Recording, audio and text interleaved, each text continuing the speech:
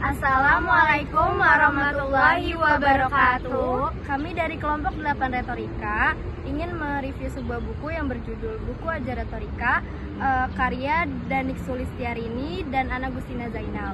Kami beranggotakan 3 orang, saya Siti Sarah, saya Bella Maulidina Puspitasari, saya Udi Jessica. Sebelum saya mereview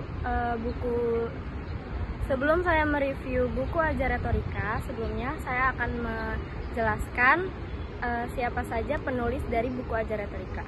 Jadi penulis buku Ajar Retorika itu adalah Danik Sulistiarini dan Dr. Ana Gustina Zainal.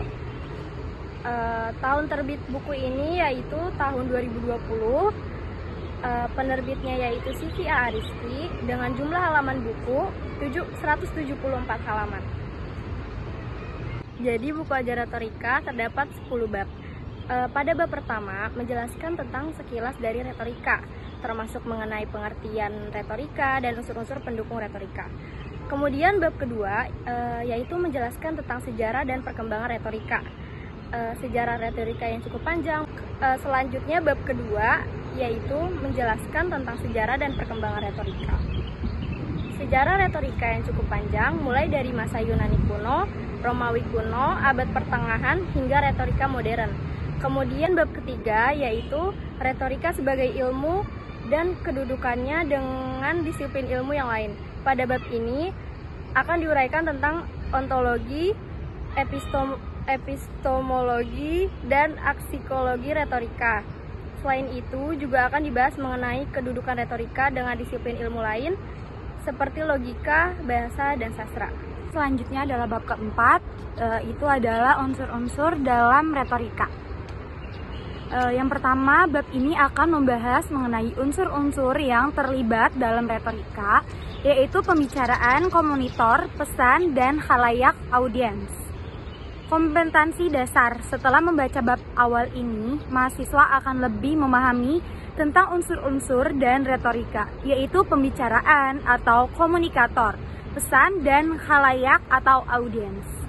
Selanjutnya itu ada bab 5 membahas tentang peran retorika dalam kehidupan, yaitu kegiatan berbicara tidak dapat dipisahkan dengan kehidupan manusia.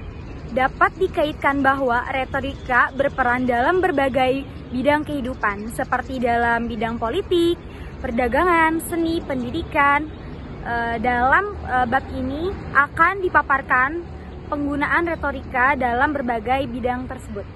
Selanjutnya itu ada bab 6, yaitu jenis pidato dapat dibedakan berdasarkan tujuan dan metode penyampaiannya. Berdasarkan tujuannya terdapat pidato informatif dan rekreatif. Ya, selanjutnya yaitu ada kompetensi dasar. Setelah membaca bab ini, mahasiswa akan memahami tentang berbagai jenis pidato berdasarkan tujuan dan metode penyampaiannya.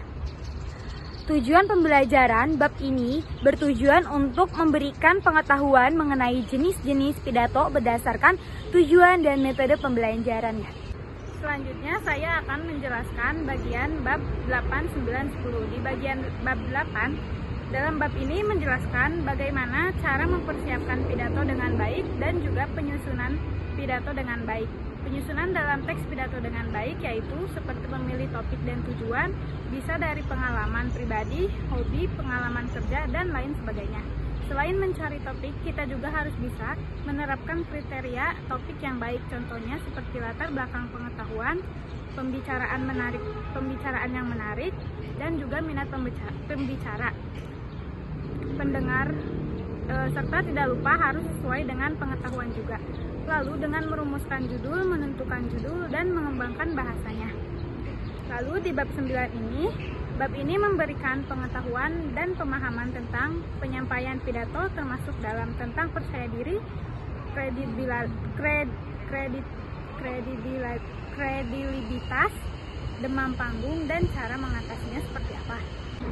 Lalu di bab 9 ini, bab ini membahas mengenai tahap penyampaian pidato yang di dalamnya membahas mengenai kepercayaan diri dan kredibilitas serta komponennya.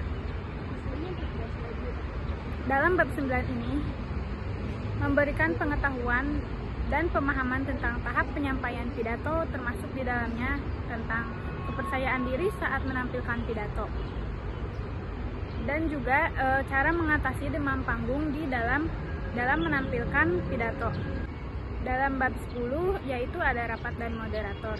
Di bab ini kita akan memahami tentang persiapan yang harus dilakukan sebelum menyelenggarakan rapat dan persiapan yang harus diketahui untuk menjadi seorang moderator. Tujuannya yaitu untuk memberikan pengetahuan mengenai tahap persiapan pidato yang meliputi pemilihan topik dan tujuan. Selain itu juga tahap penyusunan pidato yang meliputi prinsip-prinsip komposisi pidato dan pemilihan kata. Perencanaan untuk manusia adalah komponen yang sangat penting dari setiap rapat. Perencanaan setiap faktor hingga rincian yang paling halus tidak mengabaikan apapun itu. Dan ada juga perencanaan untuk bisnis, perencanaan untuk keefektifan, perencanaan waktu, dan penampilan dengan pengendalian diri. Peran komunikasi dalam rapat atau pertemuan juga bisa dilakukan untuk komunikasi atau dua arah adalah komunikasi di mana kedua belah pihak berperan aktif di dalamnya. Komunikasi semacam ini dilakukan minimal dengan 2 orang atau maksimum dalam jumlah tidak terbatas. Bedanya dalam kelompok berkomunikasi dalam suatu rapat tidaklah sama dengan komunikasi interpersonal dan komunikasi antar pribadi. Karena itu, seorang pemimpin, organisasi atau perusahaan harus menyadari bagaimana perbedaan yang ada dan menyesuaikan gaya komunikasi dengan peserta rapat. Beberapa cara berkomunikasi dengan baik dalam rapat tersebut, yaitu yang pertama ada melalui kontak mata, yang kedua aktif mendengarkan, yang ketiga memperhatikan pembicara, yang keempat menghormati dan menghargai pendapat orang lain, yang kelima bersikap positif, yang keenam berbicara dengan singkat, padat, dan juga jelas, yang ketujuh menggunakan data dan fakta, yang kedelapan pemberian tugas. Lalu selanjutnya ada membuat agenda rapat. Membuat agenda rapat itu bisa diciptakan dengan cara yang efektif, yaitu dengan cara menentukan jumlah undangannya seperti apa, pastikan tepat sasaran juga, mencatat hal penting dalam rapat, mengontrol berjalannya rapat, dan tepat waktu. Sekian review buku dari kelompok kami.